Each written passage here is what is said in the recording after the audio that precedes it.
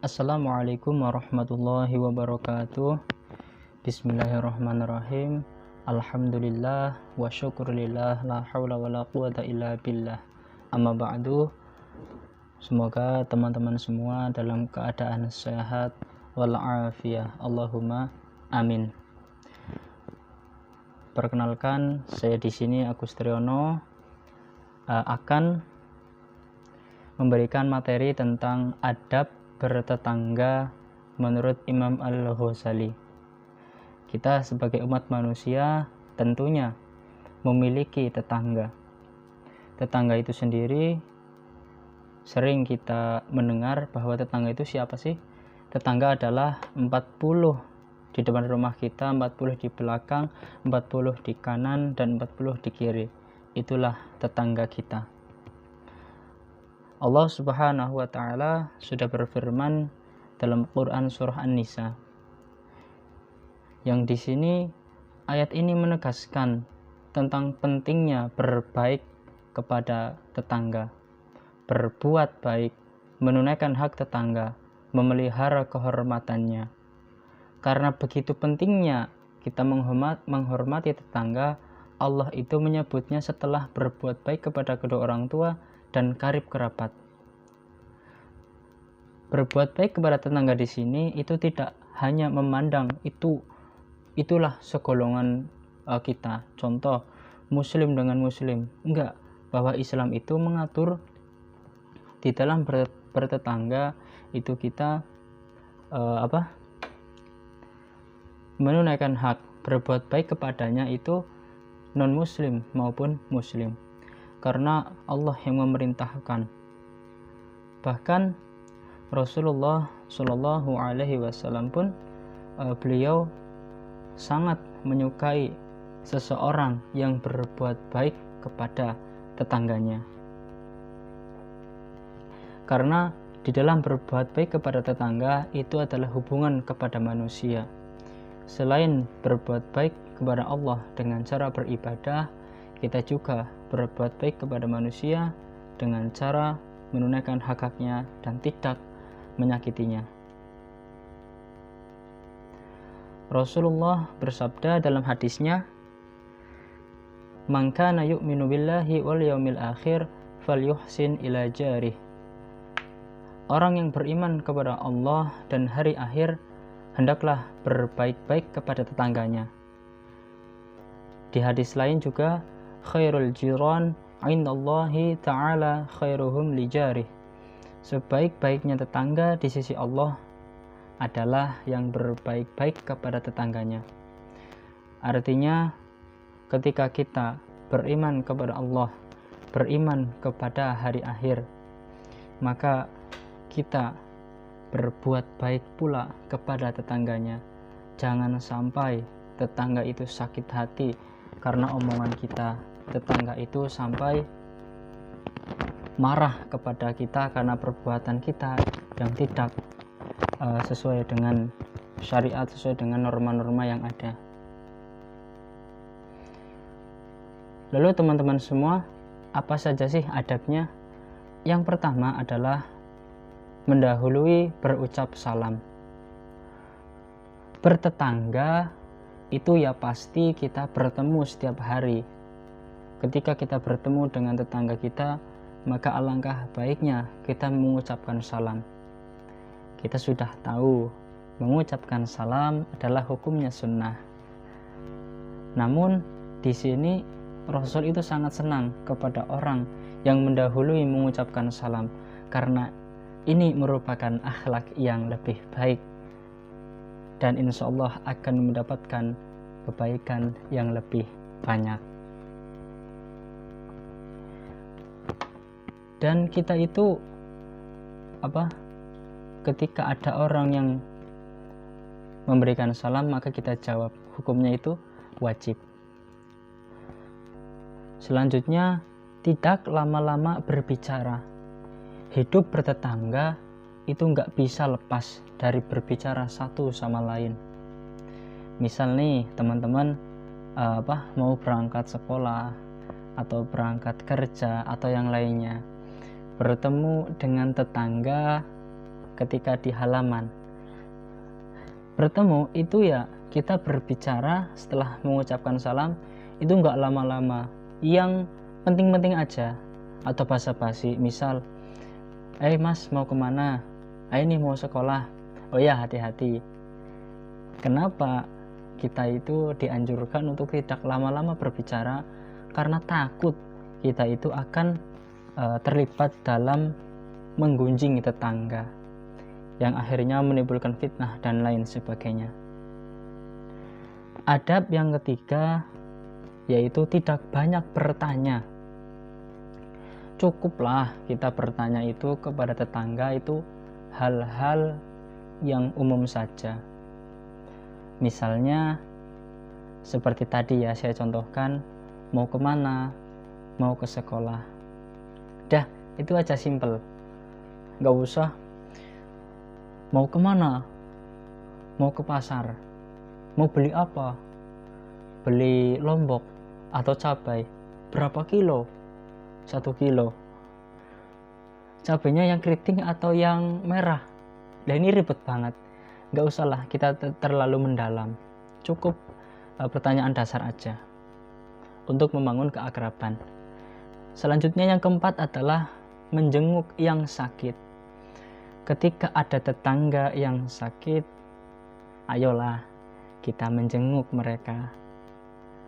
Karena tetangga yang tidak sakit berkewajiban mengunjunginya tanpa memandang status sosial pihak yang sakit. Wah, ini yang sakit orang miskin, saya jadi enggan lah. Jangan seperti itu. Yang sakit itu orang, mohon maaf, orang yang duafa, orang yang miskin, ataupun orang yang kaya, kita jangan bedakan. Kita jenguk mereka, meskipun hanya membawa sebotol air mineral sebagai penghibur mereka. Dan jangan lupa kita doakan supaya segera sembuh. Yang kelima, berbelasungkawa kepada yang tertimpa musibah. Teman-teman tahu sendirilah, zaman sekarang itu banyak sekali bencana, terutama di Cianjur yang baru-baru ini, musibah, banjir, tanah longsor dan sebagainya. Maka kita ikut berbelasungkawa. Kalau kita nggak bisa menyumbangkan harta kita, maka marilah kita berdoa.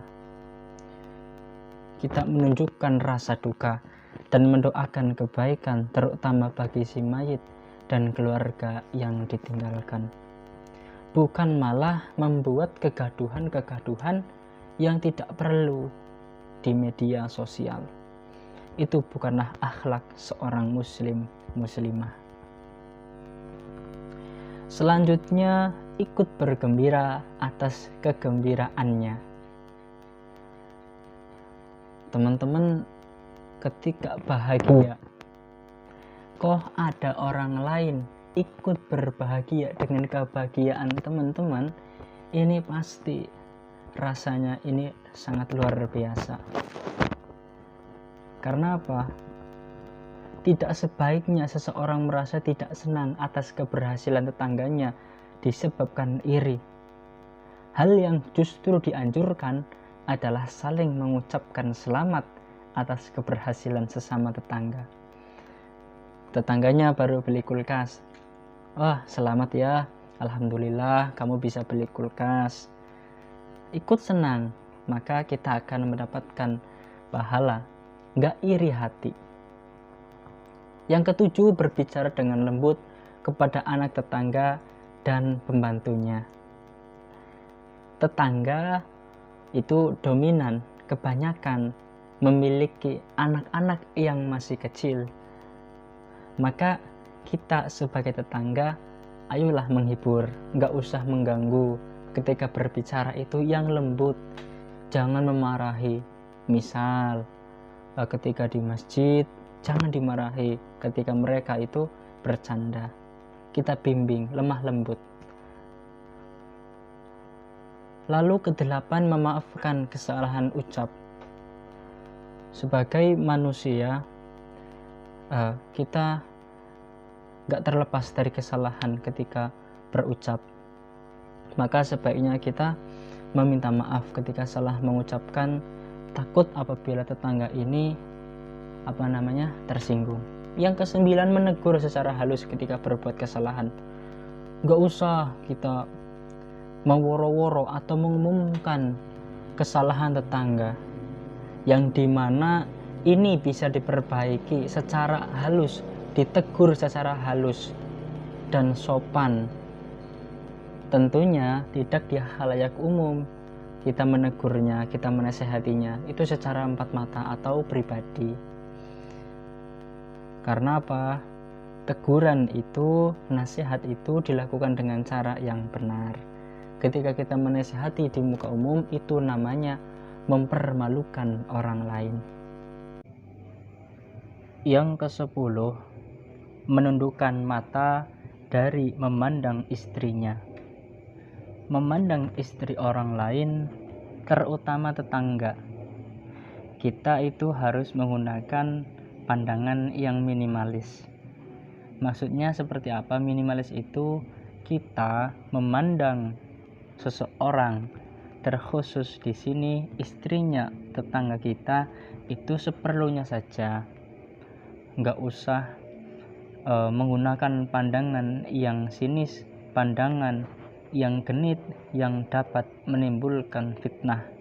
Karena kebanyakan fitnah, kebanyakan maksiat itu berawal daripada pandangan.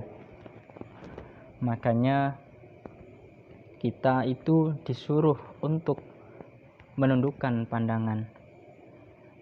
Karena sekali lagi sumber syaitan ada di situ.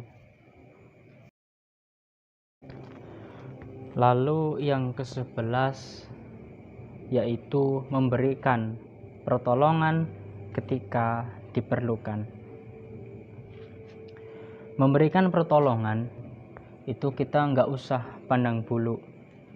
Seperti yang pernah saya sampaikan di depan, nggak usah memandang ini miskin, ini kaya, ini pangkatnya tinggi, ini pangkatnya rendah. Nggak perlu. Ketika kita ada tetangga yang sakit, kita tolong, kita jenguk. Ketika tertimpa musibah, kita bantu. Karena Rasulullah SAW itu sangat senang kepada muslim yang membantu tetangganya yang lain. Dan insya Allah ketika kita menolong hamba yang lain, maka Allah akan tolong kita. Allah akan memberikan rezeki, Allah akan memberikan pertolongan ketika kita butuhkan dimanapun dan kapanpun. Maka dari itu, mari kita miliki jiwa penolong kepada tetangga kita. Selanjutnya adalah tidak terus-menerus memandang pembantu perempuannya. Banyak sekali teman-teman yang namanya hal negatif itu bermula daripada pandangan. Maka sekali lagi saya sampaikan, kita jaga, kita minimalisir pandangan terhadap pembantu perempuan. Misal sedang menjemur pakaian, maka kita gak usah memperhatikan secara serius, gak usah memperhatikan secara berlebihan. Karena itu nanti akan timbul syahwat, akan timbul sesuatu yang tidak diinginkan.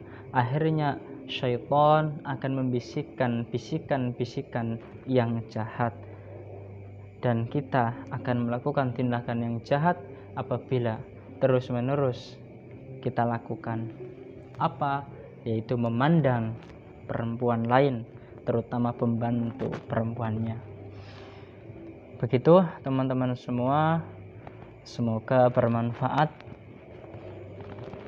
dan kita mampu menerapkan ke-12 adab tadi, sehingga kita tergolong hamba yang dicintai Allah, hamba yang dicintai oleh Rasulullah, sehingga masuk ke dalam syurganya Allah Subhanahu wa ta'ala dengan selamat sentosa abadi selamanya.